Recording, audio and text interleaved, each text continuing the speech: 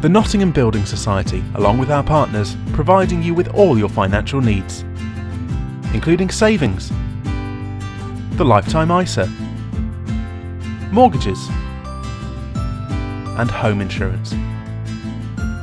Visit thenottingham.com to find out more about how we can help.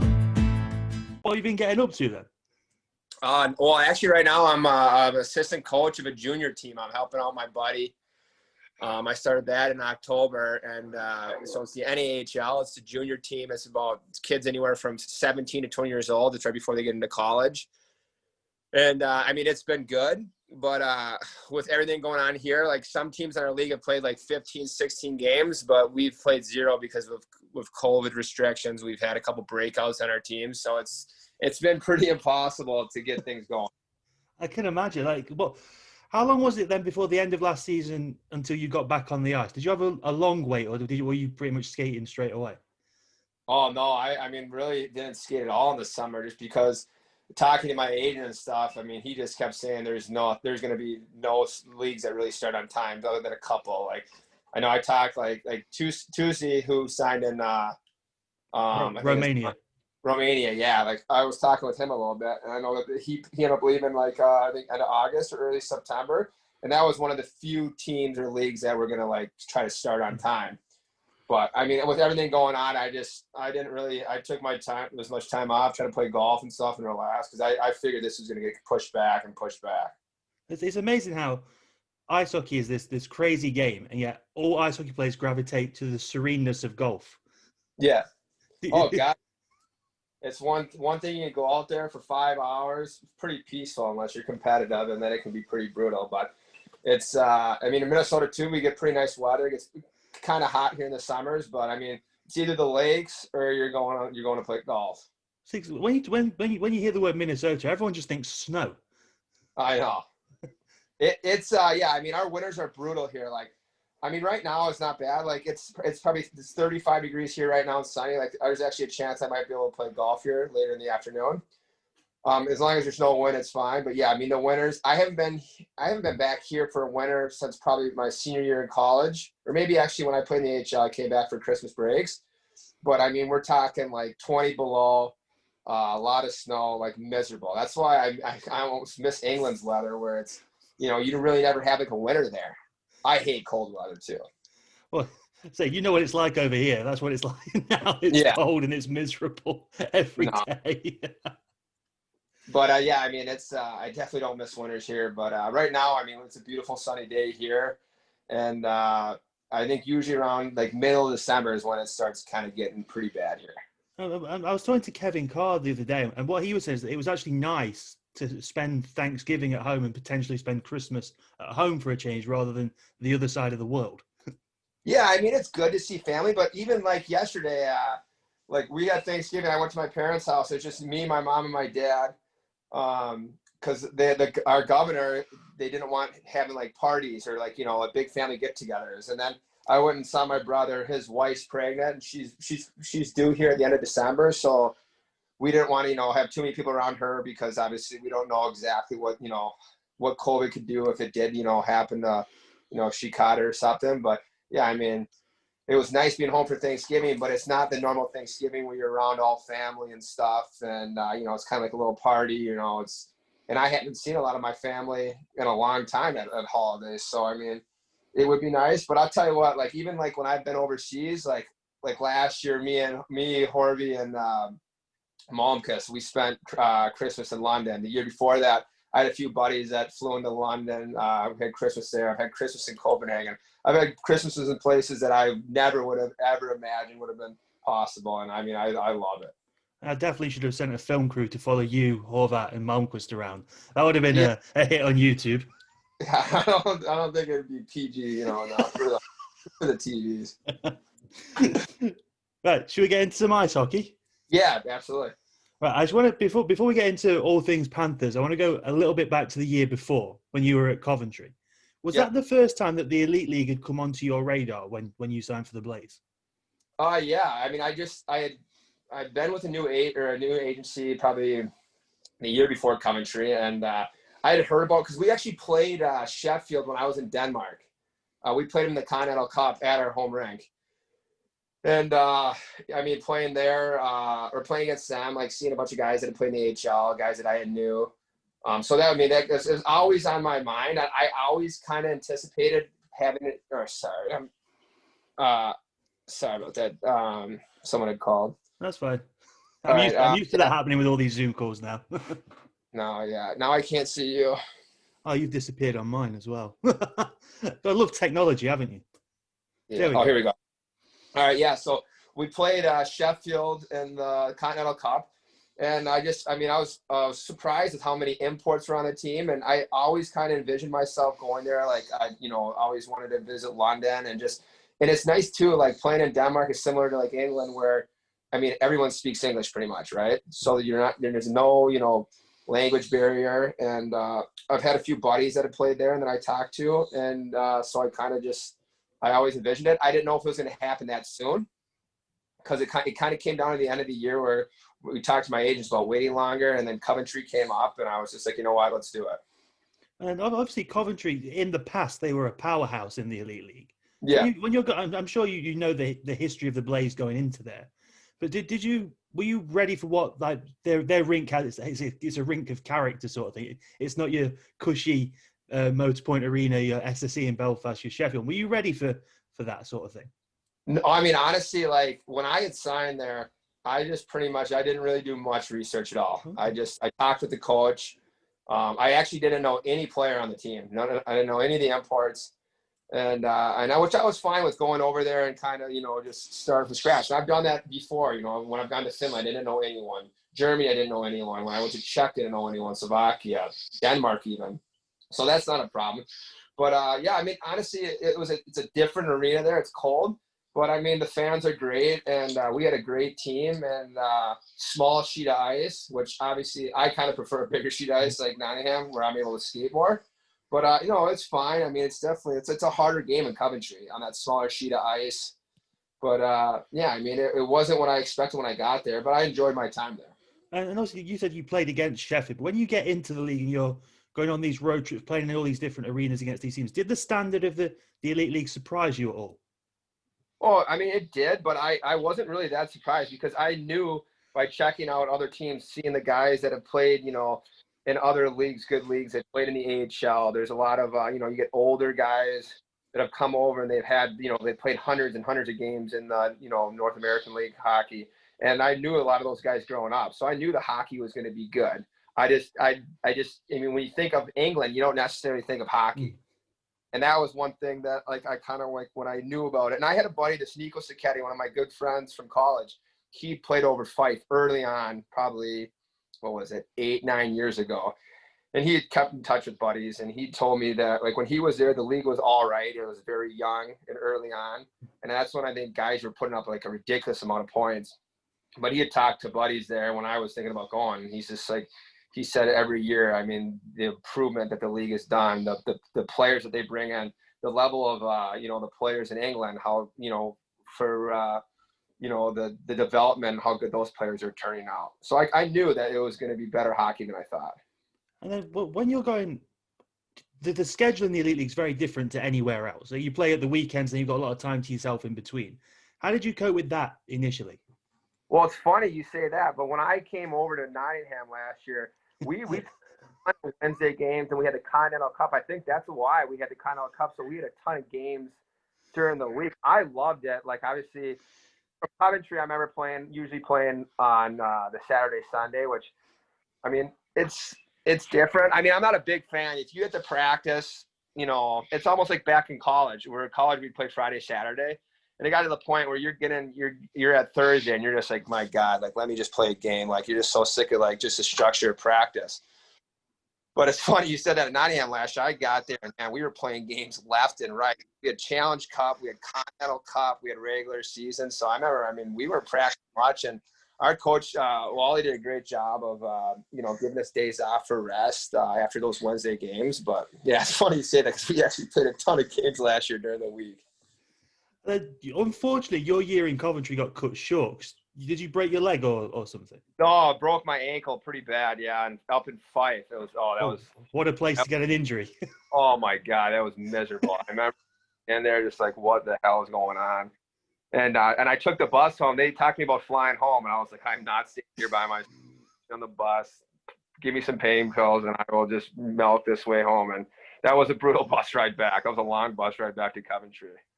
And obviously, like you said before, like your game is based on speed and stuff. When you injure a part of your leg, does that concern you at all?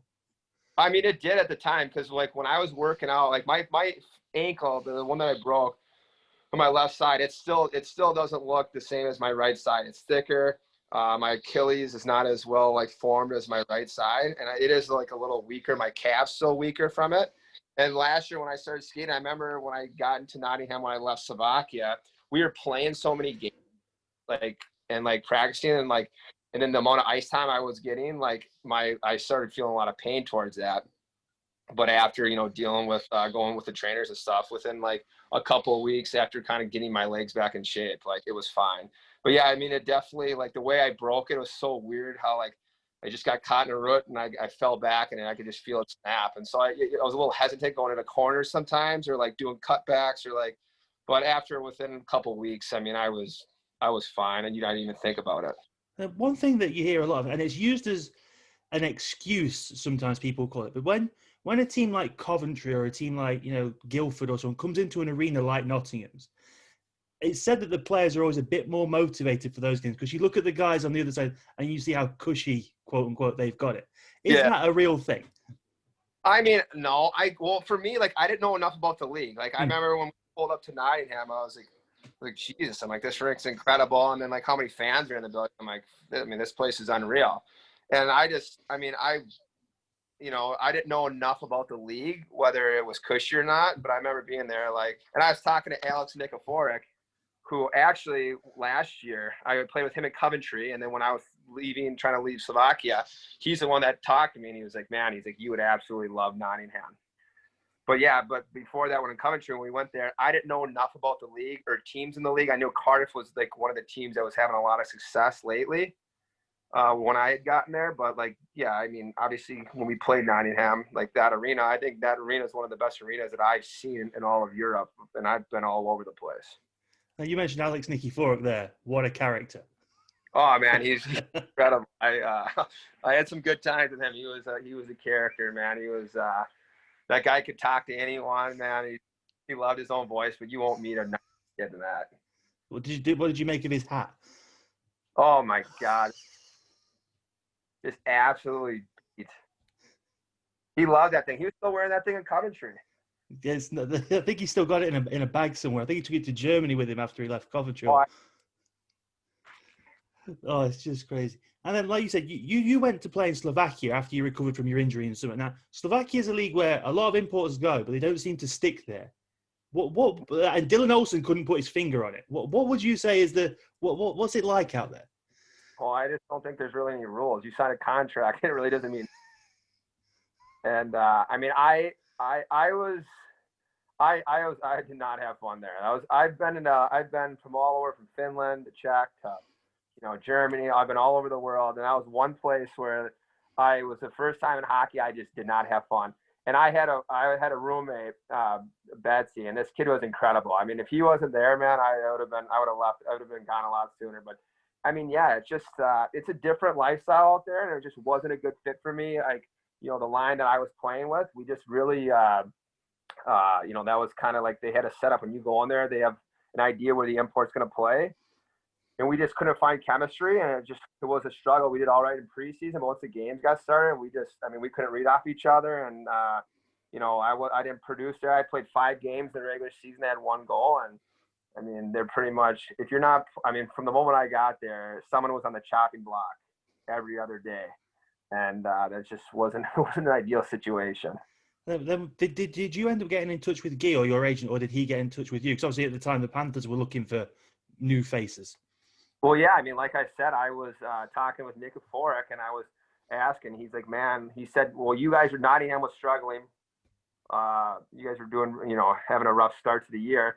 And Nikiforek's like, man, tell your agent to reach out to Nottingham. And I think we had talked to Belfast a little bit, and I talked to Cardiff.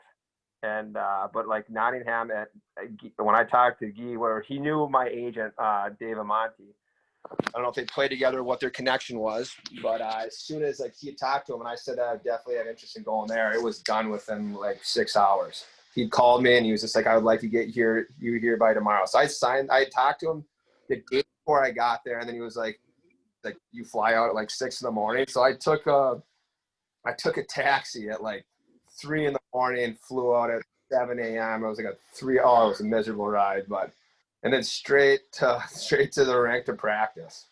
And then you couldn't have asked for a tougher debut going down to Cardiff. Oh, trust me. Yeah, it definitely crossed my mind. It's a horrible thing to say as a hockey player, but I mean, you guys, obviously the team was struggling. I think we might have been in last place or second to last place. And Cardiff was as good as they've always been. And I hadn't played a game in a while. I was just barely practicing with Slovakia, working out. And that wasn't an ideal situation to go. My legs were heavy, but with the adrenaline going, it was nice. And then I think it was one of my first few shifts I ended up scoring. And that just eased everything being there, the situation. Because when I got there, it was kind of everyone's on eggshells because, I obviously being a new guy coming in, I didn't know anyone on the team, even though we had a few Minnesota guys. And, obviously Nottingham's a well-known team in the English league, and I think it was a pretty good budget for players. And, so it was and it was nice, too. We ended up getting the win against one of the, probably the best team in the league at the time. So, just that whole game, scoring, getting the win, it just made everything so much easier. And then obviously after that, we got Talbot, and we just kind of went on a nice little run. And like you said, when you came in, everyone's a bit on eggshells because it wasn't going well. There was something just not – but it was always a case of like when you talk to someone, it wasn't like the Panthers getting blown out. It was a little mistake here that would cost a goal against. It was one little thing every single game. What's it like coming into a locker room like that for you? What do you have to try and bring to that from like your own perspective? Well, I know when I talked to Deuce, he was just like, hey, like I don't want you to be a guy you're like vanilla, he said. Like come in and like, like be outgoing, talk, like be a guy like you've, played a lot. I played in the EIHL, I played all over the, over Europe and stuff, and he's just like be yourself, like, but he's just like, and so when I came in, I didn't want to like, I was never gonna overstep my grounds. It took me about probably 2 weeks in, I started, I felt comfortable where, me and Mad Dog would be, giving each other, giving it to each other. Hersey, Talbot, like when he came in, obviously he came in like probably a week after me, but like within like a week or 2 weeks, man, like we had such a good group of guys in that locker room. It was one of the most fun years I've ever had playing hockey, even though it ended like, the worst way possible with the pandemic. But everyone would give it to each other and everyone could take it. It was, I think it was just a very rare group of guys that was in that locker room. And then like a week after you're there, Sam comes out and does that interview that he did that's very well known and talked about. What did, like, from what I know from talking to everyone, there were no secrets in that room. You were all telling each other what you were thinking anyway. But was that something you think was needed to, like, I think the fans needed it more than anything. Yeah, what was the interview again? I remember I always see it. It's where he's saying the whole season has been pathetic so far. What's the point in all that if we're not going to like do this? It's the same things we're doing wrong every week. And he basically used the word pathetic 2 or 3 times. Yeah, I think like with him, he was a great leader with us. Like, and then with him, like, yeah, like you say that, but then if you're not producing, it's a whole different story. Hersey said it, and then he backed it up with his play, and then our team backed it up. And I think like you said, like you guys were losing games, but they were close games. And I think when we got Talbot there, everything kind of just fell into place with having the top 2 or top 3 lines, top 4 lines. Like everyone provided something different to that team that made us successful. And we went on a 30-game run there, maybe after Hersey's speech, but we were playing some great hockey. And then obviously goaltending was solid, and our decor was fucking great back there. So much swear, sorry. I had Cam Jansen on here. He ruined any chance I have of this being family friendly. Okay, good. Every other word out of his mouth was F this, F that. So. Yeah, I've been trying to change my sentences on some of these. But now that you're away from the rink, you're cleaning up your language. Oh, yeah, absolutely. Like you mentioned it then, that after he did that interview, he then went and scored the game winner the next game against Fife with like 40 seconds left. Oh, yeah. And from that point on, you guys were the best team in the league. Like, if you take out September and the most of October, statistically, you guys were the best team in the entire league. Could you feel a change after you won that game against Fife?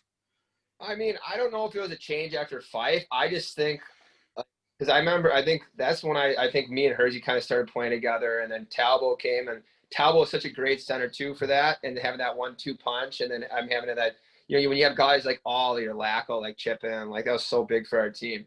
But I just think, I think obviously the speech came at the right time. He backed it up, and then I think with grabbing Talbot, it was just, I think the team kind of just really just filled itself out like nicely, you know what I mean? And there was no issues with, you know, guys, you know, bitching about ice time. I mean, like, you could see, like, I remember when Malmquist scored his first goal and it had taken him a while. Like, seeing the joy on everyone's faces on the bench or how excited it was. Like, that was kind of the group of guys that you have. Like, I've been on a lot of teams over in Europe where, I mean, you're not going to lie. Everyone's going to worry about points or scoring goals. Like, that's just, like, that's going to happen anywhere you go. But, like, with our team, or even, like, Horvey, I loved, like, Horvey was, like, that guy, like, would put his, you know, body through a wall for the team, you know, block shots, like, didn't get to the prettiest, you know, play, like, the first line stuff. But that guy would do anything for our team. And, like, you had guys like that on our team that would genuinely be excited for guys when they scored, or seeing Lacko score when he'd have so many chances and couldn't quite bear it. Like, it's just, like, seeing guys like that, how excited they are for him, and seeing it in the locker room afterward. I just think we just had a great group of guys. And that's what, whenever Guy had signed a player, you do the interview with him and he'd say, "Oh, so we've signed Brian Connolly, he's a great guy. We've signed Kevin Carr, he's a great guy. We've signed Sam Herr, and he's just saying everyone's a great guy." And I was like, "Okay, we'll see." And then he was right. It was genuine that everyone in that room was the nicest person you could meet. No, yeah, I mean, yeah, it was nice. You get in the locker room, those guys would be, you know, ripping on each other left and right. But it was it was a perfect combination of young players, and then you got old guys like Conley and Mad Dog and Guy were like, I mean, or Talbot too. Like, I mean, those guys would be chirping the young guys or chirping me, and then I'd give it back to them. Like, it was just, it's a perfect mixture of just like immaturity on the team in a way that worked out great. You mentioned like Julian. Have you ever seen a guy who comes up in the clutch situations as much as him? Oh God, don't pump his tires. No, Albo, man, I mean, he was solid, man. That guy. He did have that lucky 5-hole goal in the shootout game winner, whipped on it. But yeah, man, he was a player. But that's a guy that, you know, he played in big situations over in Berlin where, you know, they were winning championships there. So I mean, I think that him bringing in was just like, I've said it multiple times, like, he was exciting. But I mean, God, what is he, like 38? He played long enough where I hope he'd be clutch. And when you came in, you ended up scoring 9 goals in your first 9 games, like overall. Had you ever had a start like that anywhere? No, I have in college before. I'd either start extremely fast or I'd start slow out of the gates. I've always kind of been a streaky player where I could, like, whether it wasn't start fast or like maybe be midway through the season, I could go on little runs where I'd have 8 goals in 6 games or something like that. But yeah, I mean, going to Nottingham and having that start like that, and then just enjoying the city and the guys on the team, like, it was, I mean, I was just having so much fun going to the rink, going to practice. Like, that makes it so much easier to have success in games. Like, going to practice on the ice, the amount of the guys shooting pucks at each other, like, you know, trying to rip pucks off their sticks going down on, you know, in practice drills. Like, we just, group of guys and how much fun you had at the rink, it just made having success or playing well so much easier. And then pretty soon, like you said, you come into this crazy schedule where you've got to, there's games every other day. It's not like when you came to Coventry. Then when you see the Continental Cups around the corner, you're going into familiar surroundings because you would have played at Sønderjyske when you were in Denmark. Yeah. Was that how you remembered it when you went there? Because that arena was pretty, like, there's nothing to do in the town. Let's not lie. No, yeah. I mean, well, I played with Justin Hash, who played in Coventry for 2 years at D-Men. And I told him we were going there. He goes, "My God." Because when we found out that there was a chance that we could have went to, where was it? Was it? Oh, you mean the second round in Warsaw, Poland? Yeah. Krakow. All right. Krakow. Poland. And I went there in Slovakia with a few buddies, and that city was incredible. So when we found out there's a chance to go there instead of Sønderjyske or whatever it's called, we were so rattled. we wanted to go to Krakow so bad. But, I mean, yeah, like it is what I remember. But when we played there, Sanuski was like a powerhouse in the league the years before that, and they had like a big budget team. And when we played there, I mean, their fans, those buildings would be sold out. So, I mean, and we had the amount of people that we had, or our fans come, like, it was a great atmosphere. And that rink is very nice. That's a great professional rink. Locker rooms are great for the guest teams. So, I mean, obviously city's not ideal, but I mean, we were there to win games and try to, move on. And obviously very disappointing finish for us. That first game in Denmark, or that first game in the final series there against losing to them in overtime or a shootout or whatever it was. Yeah, it was disappointing, but it was a great arena. I mean, some fond memories there. And then you mentioned that final round. Now, I'm going to talk about a little bit of a painful moment for you, because you had that chance in overtime that hit the post. Now, I know from talking to them that the guys gave you a bit of grief for it afterwards. Oh, God, yeah. Well, guys are Talbot always giving me crap. He's like, well, Hansen, you at least scored in the overtime breakaway. Like, we want to be in this scenario right now. But we also had so many penalties that game that it was absurd. We played half that game shorthanded. I think there was one where a guy tripped over his own stick and Sam was like a few yards behind him and the ref still sent Sam to the box. It was. Yeah, I mean, it was definitely, I definitely didn't agree with a lot of the calls, but that was a weird game because that was our first game. And we had beat them before, right? We beat them in the last game of the first round. They beat them pretty easily. And, I mean, they were a good team. They played hard, but, I mean, I definitely think I'm pretty sure that we were the amount of power plays they had over us was pretty absurd. And because I remember, like, it was a frustrating game I remember my line because I didn't kill penalties either to Malmquist.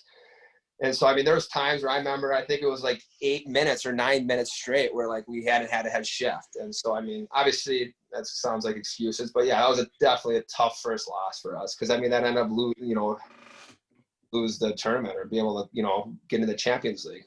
And what unfortunately didn't help as well is that was the weekend that Pearls just came back. So he wasn't going at full, because that was just after him and Sam had just started to click together. Oh yeah, that when we first got together, I can't remember. You got together after George got injured. So you remember George got injured in Manchester.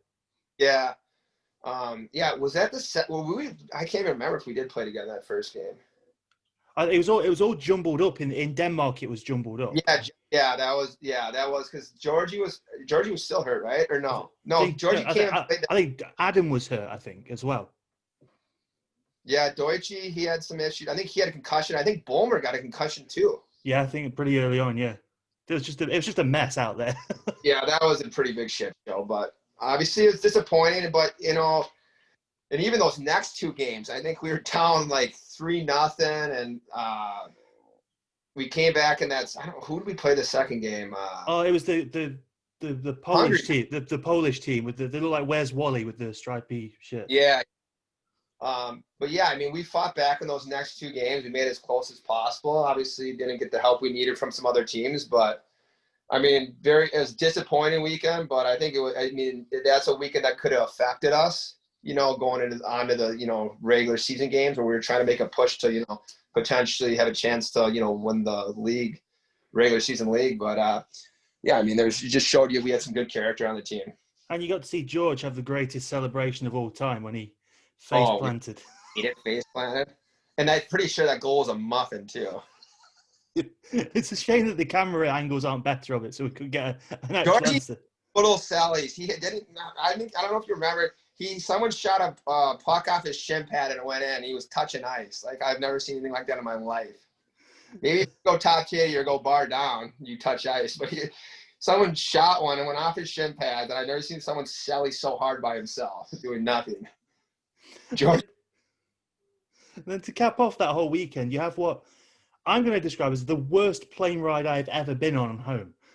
Oh yeah, the turbulence was pretty bad. I remember guys. Yeah, I'm not a big fan of flying, but I want to keep it PG. But the boys had a few cocktails to calm their nerves. I think Wally's struggling. He doesn't like the turbulence at all. He was struggling big time. I think my favorite comment was when Julian shouted, "Is Hansen driving this thing?" Leave it to Talbot to just be throwing nerves. And then The crazy thing was that after you came back from that tournament, you had a game on the Thursday. Like, how draining is that whole process on your body? Going to play 3-3, traveling, and then having the game straight away afterwards. Yeah, were we in Manchester for that? No, we were at home. You scored the overtime winner against the Clan. Oh, is that when that guy screwed up my teeth? Yes. Yeah. Oh yeah, that was just fantastic. I still had teeth missing. But no, yeah, that was tough. Yeah, I actually remember that game now. We come back because we did not play great. We did not play well in that game. You could tell the energy wasn't there. But yeah, that was a huge win for us to get. That kind of kept us in the race. But yeah, I mean, that just shows you. That's why, like, that's what was great about our team is like, you play 3-3 like that. You come back, play a game, and then you can play all 4 lines. That's how good our team was. The one question I have to ask you is, because everyone's going to win it, what is it like to get a front row seat to the Sam Herr show every night as his line mate? I mean, yeah, it was fun. I mean, me and him sat together in the locker room, and like, Herz, he's such a good guy. Like, there's no arrogance, no ego there. I mean, and he played hard, which that's one thing you can respect. Like, yeah, I mean, I had fun playing with him, man. It was a great time because, I mean, I didn't have to do much at times. I could just, I give him a cycle pass, and then you just take it to the net, dangle 2 guys, and bury, and I got an apple on it doing nothing. Oh, they all count. Yeah, exactly. They all count. They don't ask how. And then before you came out, then before the Continental Cup, yeah, you got this Christmas period where you play Coventry on Boxing Day, then you play Sheffield on New Year's. Now, you played against Sheffield with Coventry. But what's it like playing against Sheffield as a Panther? Oh, it's way different, man. Like, clearly there's a rivalry there. And, I mean, it always kind of like – I mean, it never turned into a bloodbath, but the amount of, hits and, like, little extra shots going on is crazy. And obviously they were they were in first place for they had a huge lead, right? And they kind of blew that. So every time we played them, obviously you got the – well, and too, like when you play when you go there, that barn is completely sold out. You come to play at our barn against Sheffield, it's sold out. So just the fans, the atmosphere from the fans, like perspective and like what they bring for us, like, I mean, it gives you some butterflies, gets you a little nervous playing, but I mean, it's so much fun. It's so loud in there. It is a completely different game. Like obviously playing against Sheffield and I was in Coventry was still fun just because like you go to that rank, it's a great rank. Playing in front of a big crowd, and I love that big sheet ice, like I've talked about, like Nottingham. But yeah, it's a little different atmosphere when you're playing for Nottingham because I mean that's a big time rivalry right there. And have you ever heard an arena of 8,000 people go so quiet as when Sam scored that winner on New Year's Day? Oh God, yeah, that was great. And then his celebration to match it as well. Oh, I know. He just pretty much just shouted right in their fans' face. You seem to, like I say, you scored a lot of goals there. Especially, like you say, you did enjoy that ice pad. Yeah, I mean, I had some success there in Coventry, and then this year, I scored a few apples on Hersey too as well. I mean, that place is just so much fun. Like, it's just something about like that atmosphere, and like, man, I just love that sheet ice. It was so big, you had so much room. You just you get that puck low and you have speed, it's just miserable for D-men. But no, man, it's such a great atmosphere to play in. I mean, I'm telling you what, Nottingham against Sheffield, being able to play in those series, like that's some of the best atmosphere that I've seen since probably like college hockey when I played at Minnesota when we played in front of 10,000. Like it was incredible. And then the season running comes, and then this whole, unfortunately, I have to talk about COVID a little bit here, but that whole situation starts to develop. At what point do you start to cast an eye on what's happening around the world with that? Oh, I thought, like when we were going to Belfast, like we had talked, like I remember like we were talking about the virus. God, you had heard about it. Like, didn't it start like I first heard about it like when it like hit a cruise ship or something like that? Yeah, I heard about it first in like January, I think, or just before. Yeah, I literally did not think it was a big deal at all. Like when they canceled the season, I was shocked, and I planned on staying.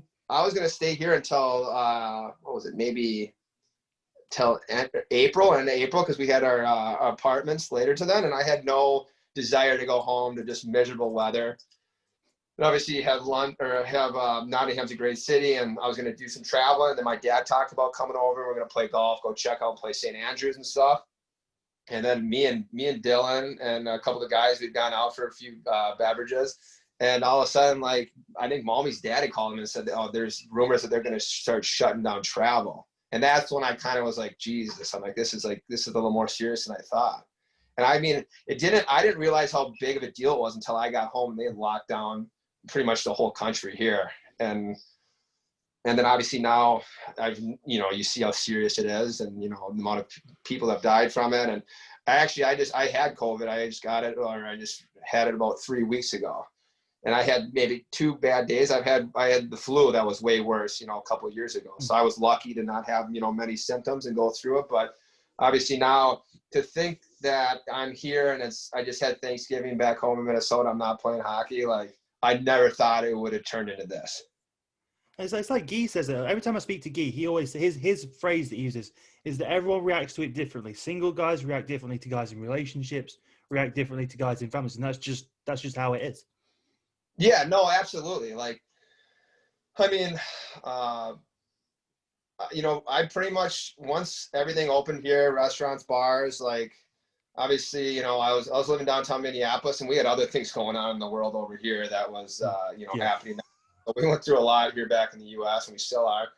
But, I mean, I played golf. I went to the bars. I went out to eat with my buddies. I wanted to live a normal life. And, I was respectful, wear a mask and stuff. But, I mean, when things were opened up around here, I didn't let it, change my lifestyle or what I wanted to do.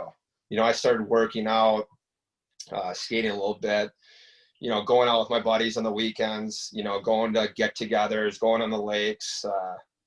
Yeah, I mean, obviously I'm single, and it'd be different if I had kids maybe, or, if I had a wife or something like that. But I mean, I pretty much, I lived my summer as if I would have done it, the year before COVID. I didn't let it affect me too much. Obviously it is a very serious disease, and I'll, really respect people that, want to stay inside or not go to work and that kind of stuff. But I mean, I just, hopefully this vaccine can really come in and help us out, and so we can get things back to normal again.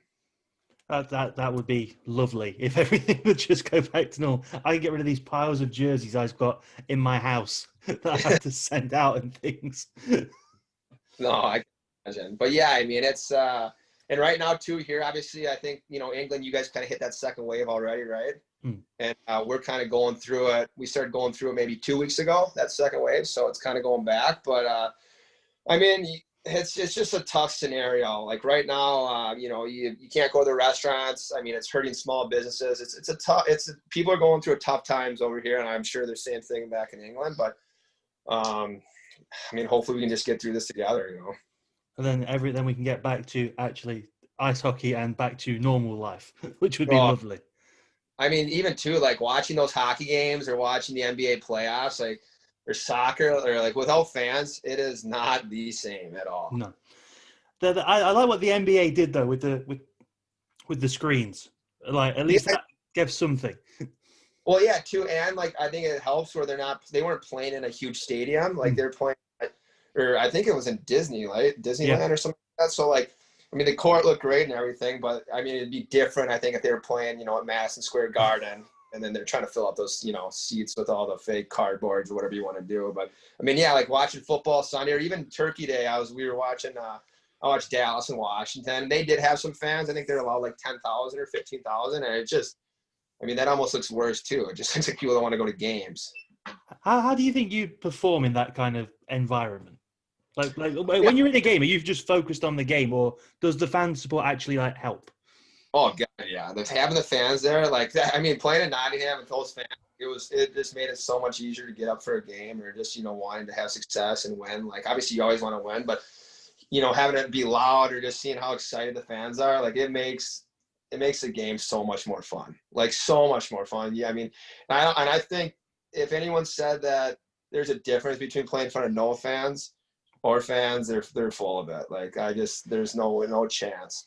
And that fan relationship, that's a core part of the Elite League, isn't it? Because I'm sure it's the same in Coventry like it is in Nottingham. You have these fan events that you go to. And like everyone always talks about how when they come to England, they're not used to the fans travelling around the country.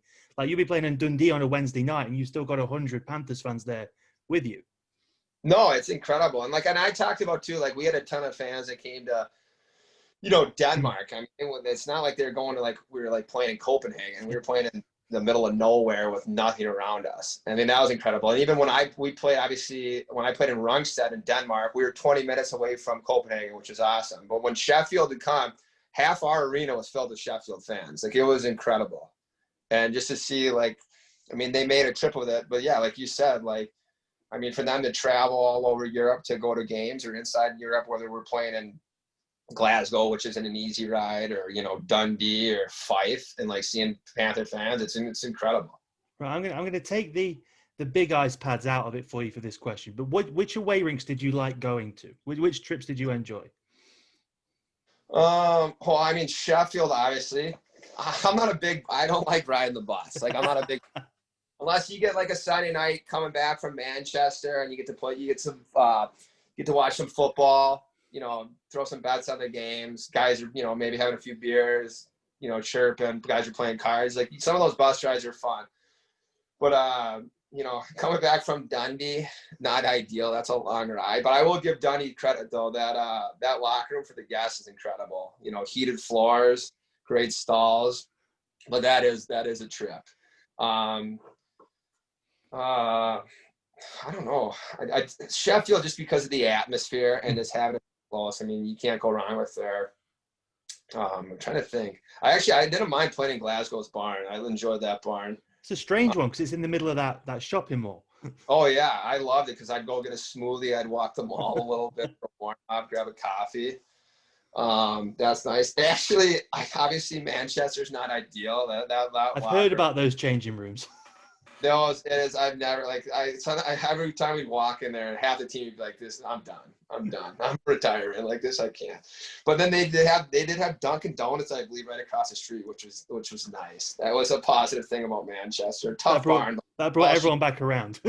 Oh yeah, that guys. I forgot who it was. It might have been Talbot or Malmy. Someone bought donuts.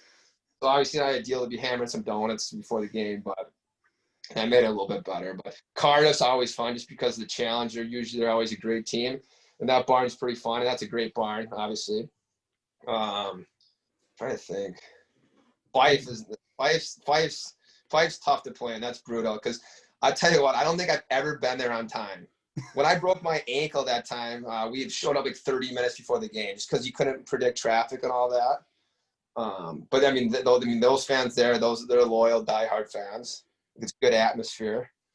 It's hostile. But yeah, I think Sheffield is obviously probably the best one to play. I think. I actually didn't even mind Guildford either. Brutal benches. Oh my god. And it's further away than you think as well. Oh god, yeah, undercover. But what was it like going back to Coventry for you? Oh, actually, did you get chirped by the fans because they're right above that bench?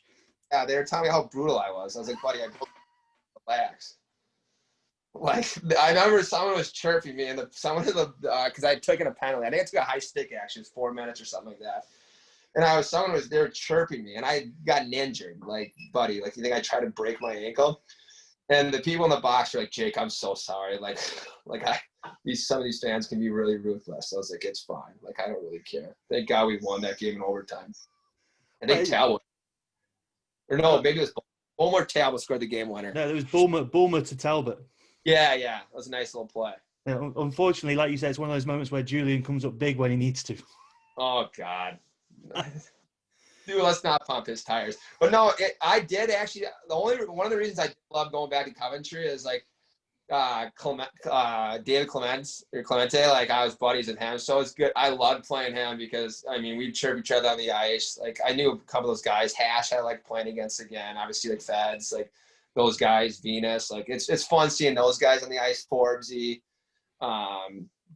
even Headley, the backup there, the goalies, or in Keno too. We had this little red hair guy, big ginger beard. That guy was unbelievable. He's their assistant coach there. So seeing those guys is always fun because obviously it wasn't ideal when I got hurt in Coventry, but having guys like that around the team just made that year, so much more doable for me with going through, what I went through. We always talk about the Brits on here. Like British players always help the imports settle and things. And it's always is it the same in Coventry? Is it guys like Luke Ferreira who help you settle there?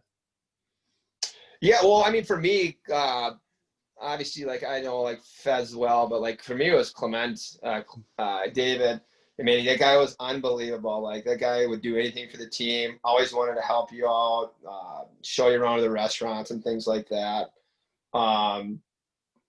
Yeah, when I came here, I mean, when I came here, so everyone had already been here. So, like, I lived with Bulmer, and Bulmer would always like to get food too. So, like, Lacko would get food with us. Ollie would get food with us. I mean, everyone pretty much always eat out. So, like, when I got there, like, a lot of the imports, the guys that I hung out with, Malmy, obviously Talbot eventually got there. Like, Nottingham's not that hard to figure out. You know, you figure out where the restaurants are and stuff. Lacko knew where the bars were. Shocker. But no, I mean, yeah, when I got there, everyone had already pretty much knew all, like, the main lunch spots. You know, if you want to go have a beer, go to the movie theater, casinos, all that stuff. And then, like I say, Nottingham's one of those cities where it's like a big city, but it's not huge. You don't feel overwhelmed by it. There's always something to do. No, I tell you what, I love that place. Just the amount of restaurants you could go to. Obviously, you know, you go up there, have a few drinks. I was single, going out a little bit. I love going to the movie theater. Nice way to kill a day before the game. Or for me, the most fun I had is when they put the bar down in the Christmas market or where it was. Like, that Christmas market was incredible. Like, I mean, just the atmosphere in there. Like, I mean, you just go there, people watch, you know, have a beverage, get some food. Unbelievable food down there. Like, I mean, I killed pretty much a month doing that every day. Like, it was just incredible. Like, the food, obviously not ideal, just eating garbage food. I mean, not food that's healthy for you, but I mean, if you ever just wanted to walk around, like, it was just, I mean, I never had a boring day there. If you wanted to do something, if you had friends that came in and visited, you had something to do. We'll say that Christmas market would be there right now if it wasn't for all this. I would do anything to be back there in that Christmas market right now.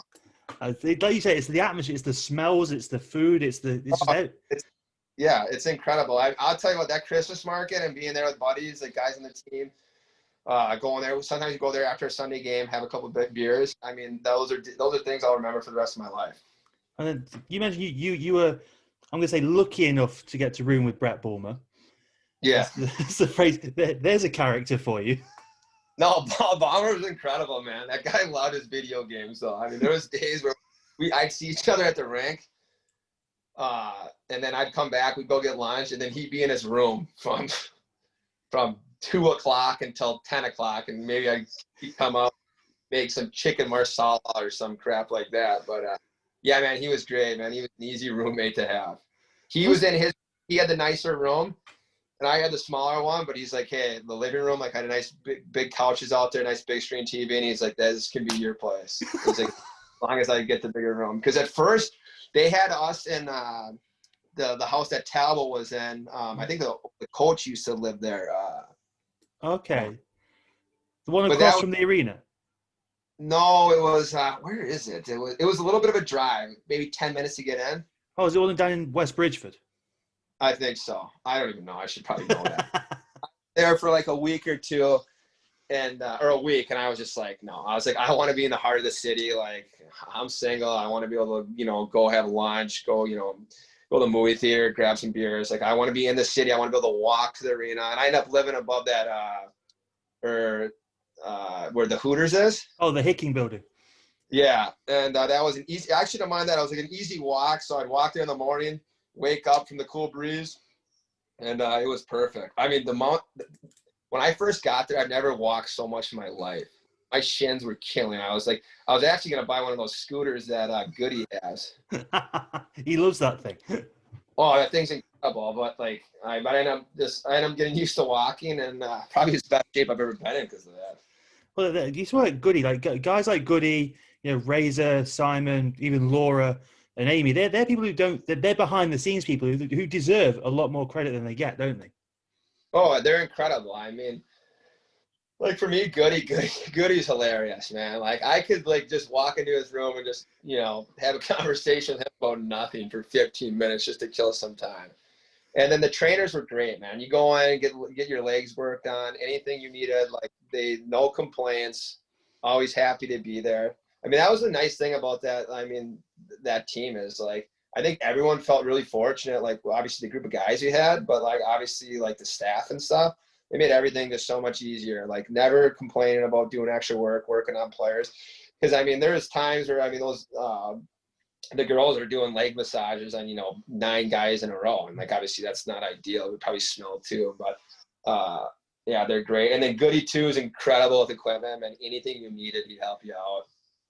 Well, his room is almost like a therapy room as well. Huh? His room is almost like a therapy room. Oh yeah, everyone would be in there just talking about their own problems and stuff. Usually always in there. Balmer, they're always on the table. Talbot was on the table a lot too. He would do full body. He'd do full body. You get his neck, back, legs worked on, calves. It's ridiculous. We'd see him stretching his back out in the corridor before the game. Oh yeah, his body, man. He had some issues. That's what happens when you're 38 and you played that long. Was he in your way when you were doing your little runs before the game? Oh God, yeah. He would just sit back there, lay down on the ground, cup of coffee, just listen to music. I was like, I'm trying to stretch here, Talbot. Move. That's the thing. I love watching when a new guy comes in, the routines they go through pre-game, because hockey players are some of the biggest weirdos I've ever met in my life. Like, you all have your own thing. You know who came in with that guy Tuesday who was something else. That guy, like, I had a place where I warmed up. Like, I would warm up in the hallway where, like, if you came out of our locker room, you went to the right, and then you'd go on our bench. Like, I had that whole hallway. Pearls would go inside where you would enter our bench. There's, like, that little hallway that's a little wider. And then guys were playing soccer. And I came and I'd be running stuff. Tuesday would just come right by me, just doing his own thing. Been there for, 5 months. Tuesday just comes in, just makes it his own home. He's great. He really added a different dimension to the team for the short time he was there, didn't he? Oh my God. Like, I remember it was the first game. I didn't know what to think of him. I had a few buddies that had played with him, and they were like, this guy's a character. Like, I would be really curious to see how you think of him. And we're in Sheffield, and he's dripping sweat. We're in warm-ups, and he's just firing pucks down at Sheffield's players, like, hitting them in their skates. And I was just like, and he's chirping guys. And then when he talks, I can't understand a word that comes out of his mouth. And I'm like, who is this kid? And, man, he brought a jolt of energy to our team that was just something else, man. And he's just a phenomenal guy. That's a guy that, like, he loves the game of hockey, and he loves being at the rink. And I remember everyone would always give him shit because he'd come in, he'd be like, hey, Tavo, like, how was your summer? He goes, summer? Like, what are you talking about? It's almost March. Like, how was my summer? But he was a character, man. God, we loved him. He was it didn't take long, man. He came in within day 2. Like, he fit right in with the boys. I remember when he came in, I did a really quick 2-minute interview with him, but I think it aged me about 2 years, how quickly he spoke. Oh, God, yeah. I tell you what, he would talk to me, and I'd just be like, I need a translation. It's because he's so excited. Oh, God, yeah. Man, I'm telling you, like, he's a guy, like, at times he could upset you because you'd be like, God, like, it's 8:30 in the morning, like, I'm tired, and this guy's just smiling, asking me how my day's going. I'm like, I just woke up, Tuesday. Like, let me have this cup of coffee first. But he loves being at the rink, man, and he really, like, he lightened the mood, and, man, he played hard. He played feisty. I mean, he did whatever was, asked for him as a role in our hockey team. And another guy who, like, does everything that's asked of him, turns up every day, is Ollie Betteridge. Oh, yeah. How much potential is in that kid?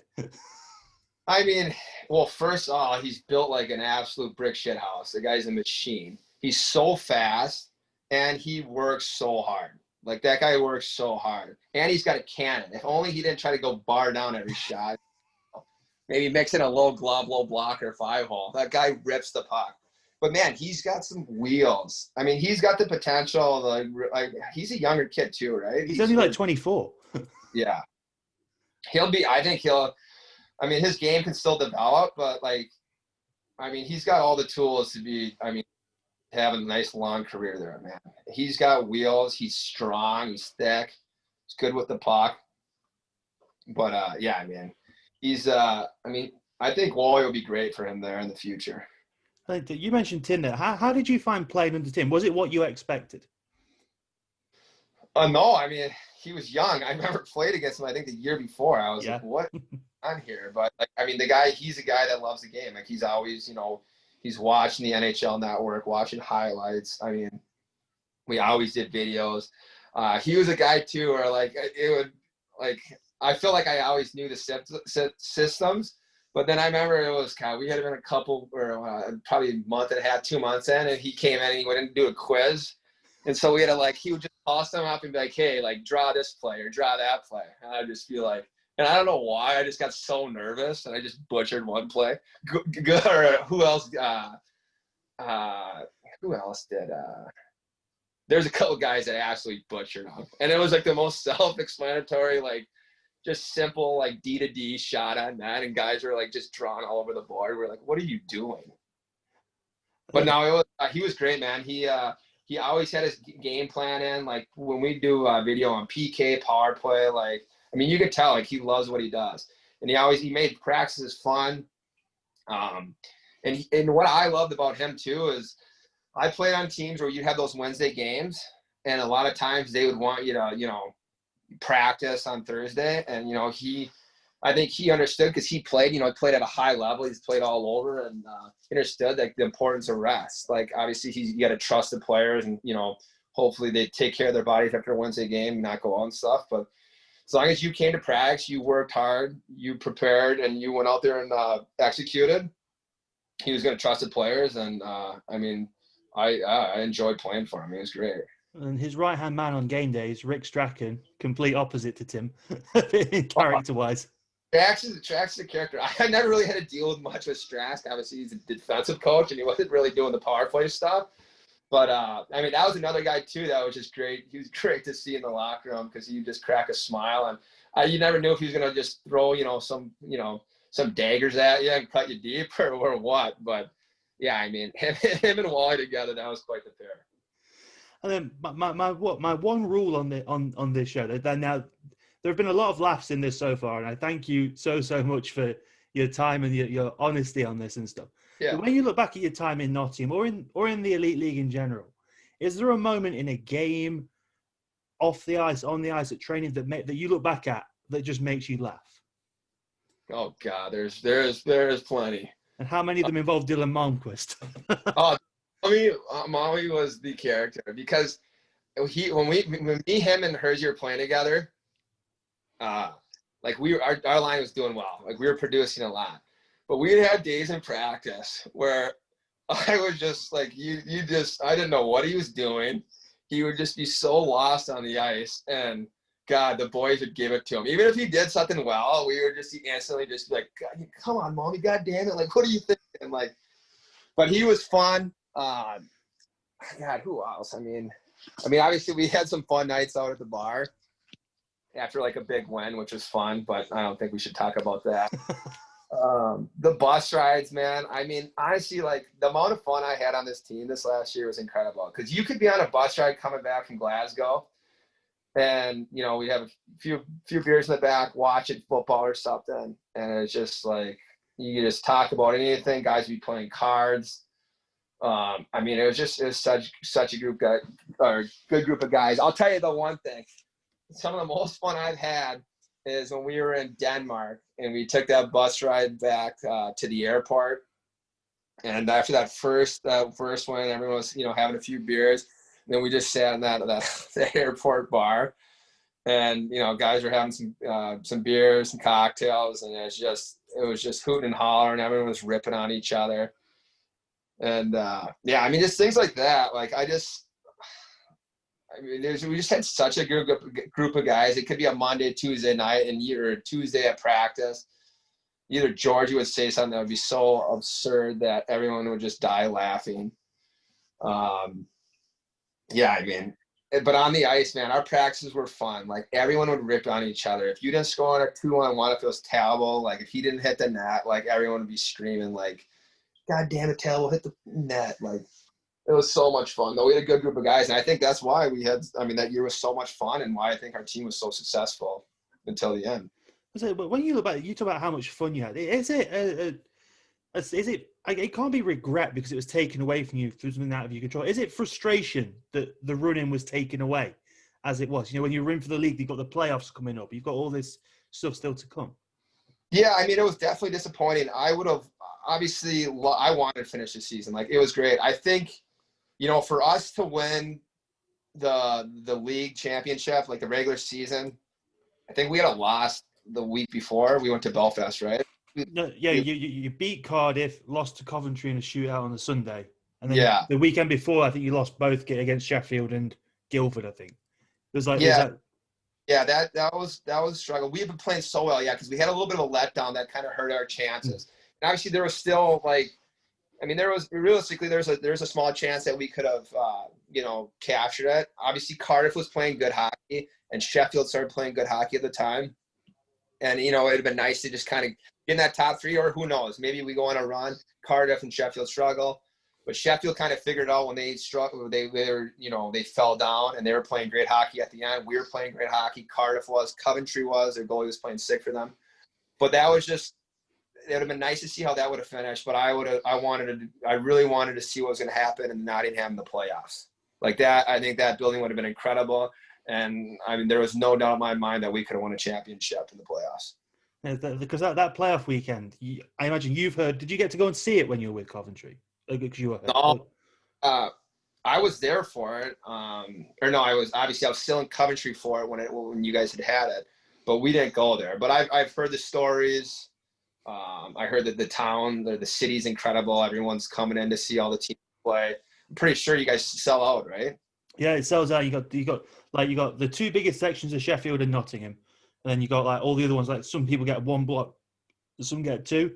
So when Nottingham play, more than half the stadium is booing you at home, and when Sheffield play, more than half the stadium is booing them. Yeah, I mean, I think it would have been incredible. Like I've heard, and I can't imagine too that city, like with all the fans there that had been hopping. I think the games have been incredible, and I mean that's probably my biggest regret is not being able to get that chance to play that, just because I mean, especially too, like anything can happen in those series. But I mean, I think too with our team, I truly believe when we were playing at our best, we were the best team. You know what I mean? Like, and I think we showed that obviously through those 30 games to the end of the year. I mean, I think we were as good as any team. I'd put us up against Cardiff, Sheffield. Obviously, Coventry went on a nice run there. Who else was solid there towards the end? Or was it pretty much? Well, Belfast were always hanging around, weren't they? Belfast was great too. They kind of struggled with scoring, but they were just solid, systematically and defensively they were good. But we had great success against Belfast. One of my favorite post-game interviews was with Adam Keefe after we beat them 4-0, I think. And I said, "How can you explain that, Adam?" He goes, "We should have just stayed in Belfast." Yeah, no, I think that might have been one of the we had a nice run there. We beat them. What was it? Or no, that was towards the end of the year, wasn't it? Because we beat them early. Yeah, you beat them in a double header at home before the Continental Cup, and then in February you beat them 4-0. I think when we swept Belfast, that's when I realized how good our team was, because Belfast was solid. They had good players. They played a tough style of hockey, and having those 2 wins, I think that's when I believed. I was like, God, I'm like, we are solid from our goalie to our forwards or D. I just knew we were deep. Then what's it like watching Guy Lepin fight Matt Pelech up close? They are two giants. That's incredible, because you wouldn't notice the way he plays tough and he's strong and stuff. He's not really chirping and doing that thing. But then you see him, and in the locker room too, he's such a nice guy and he's such a good leader. Like that guy's always helping guys out if they need anything. And he's a professional, man. He's a professional. He's he does his warm ups. He likes being at the rink. And then you see him fight a guy like Pelech. Pelech just looks mean. Like he looks tough. And then Guy, I mean, he handled them. Those were good fights. I definitely think Guy had the upper hand in those fights. But that's when you realize, my God, this guy's and he's an animal. He's a savage. God, I can imagine if he grabbed a hold of me one time and just pounded my face in. But he's, seeing him fight, man. And two, he's a guy too, or, he's not playing or getting the opportunity to play power play and stuff. But he'll do whatever it takes for the team, blocking shots, playing physical, being a leader on the ice, off the ice. And I think the biggest knockout blow during that fight with Matt Pelech and Guy Lepin was by James, who does the commentary for the highlights and stuff. So he says his Guy Lepin and Matt Pelech, not a hair between them. Oh God, no! I'm losing my hair too, so I can't chirp too much. But I yeah, can.